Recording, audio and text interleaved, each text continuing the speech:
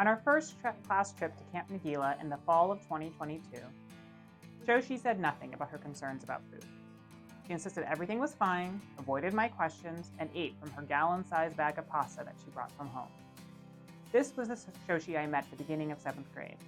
Someone who expected things to be harder for her than others, and who tucked her head down and made do. Nothing about school had been easy for Shoshi up to that point. Each new task, new skill, new demand was hard work for her, each its own small or not so small mountain that Shoshi had to climb. Even navigating the lunchroom and snacks had been a daily challenge. And so it was not surprising that Shoshi walked into 7th grade tentative, and I think perhaps a little frightened. While she never said this out loud, I think Shoshi worried that she wouldn't be up to these peaks, the new heights of pace and volume and demand of work. And it was strenuous. 7th grade was hard, but there was never a concern from the adults who knew her that Shoshi wasn't up to it. While Shoshi's path may have been a sea of mountains, Shoshi is, at her core, a mountain climber. I won't go so far as to say she relishes the challenge, but she unwaveringly puts one foot in front of the other, pushes through thorny underbrush, and climbs over rocks and boulders in her way. While she may have gotten frustrated at times, at some points there were even tears, she gritted her teeth and climbed every single mountain she encountered. And with each step she has taken, she has become steadier and stronger. 8th grade Shoshi was no longer intimidated or tentative. Shoshi came into this year with confidence and a well-earned trust in herself and her abilities. That has only deepened over the course of this year. As a 7th grader, Shoshi tended to lean into the shadows of her classmates, looked for others to affirm her understanding or to speak for her. Not sure her own ideas or words could stand on their own. This year, Shoshi not only speaks clearly for herself, but she has become the support for others. She is now quick to offer help, to take the lead, or to step in when something needs doing. She does not mask struggle or avoid questions. She knows her resources and she uses them. And she knows the questions she needs to ask to make sure she understands and that she can keep moving forward in her journey. The mountains this year are no smaller, but Shoshi is sturdier and more powerful. She is leaping over rocks and clambering up boulders with relative ease. And so she is able to find more joy in the journey. She has space to celebrate her successes, and she can see the rewards on the other side of a challenge. Shoshi endured that first trip to Camp Nagila. She gritted her teeth and grudgingly climbed that mountain. This past spring, Shoshi delighted in our trip to Washington, D.C.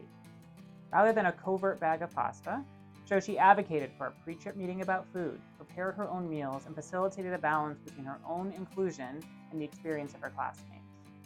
She lingered longer than anyone over the Declaration of Independence and the Constitution, amazed at being at the same room with these foundational documents she had studied. She made us all pause to collect cherry blossoms, and delighted when she found a kippah near the Jefferson Memorial, jostling her exhausted, cranky classmates into silly pictures. She stood in awe in the halls of Congress and was deeply appreciative of the rare opportunity to converse at length with a sitting Supreme Court justice. And when others complained about long walks, she shrugged her shoulders and, like the seasoned mountain climber she is, happily put one foot in front of the other. There are tall, steep mountains ahead for Shoshi, with lots of boulders and brambles we cannot yet see. But Shoshi is now looking ahead to them with anticipation, not fear, eagerness, not gritted teeth. Shoshi, we too are excited for your journey and are all eagerly watching to see the heights you will reach.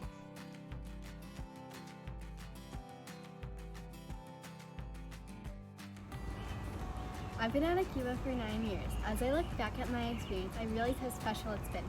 Besides for the classes, Akiba has taught me how to be confident, assertive, and a leader. Although I sometimes complain, my favorite memories are the bus rides, where we get to have elaborate celebrations. You could say the bus has helped me grow up.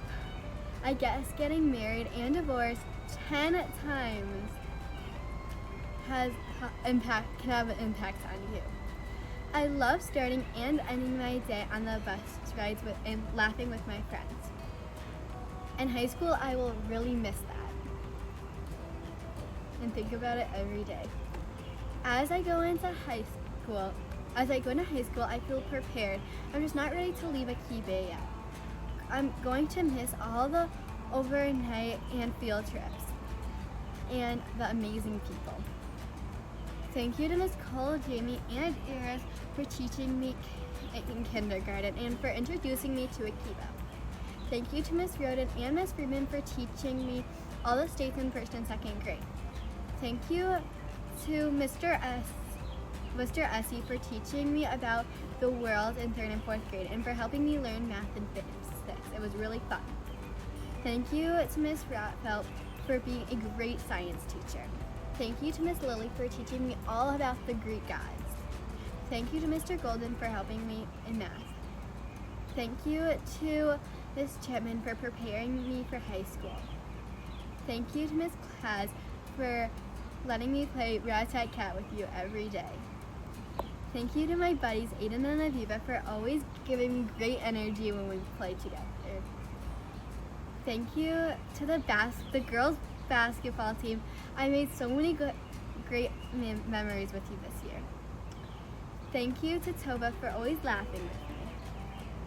Thank you to Miriam and Maddie for letting me become closer with you this year.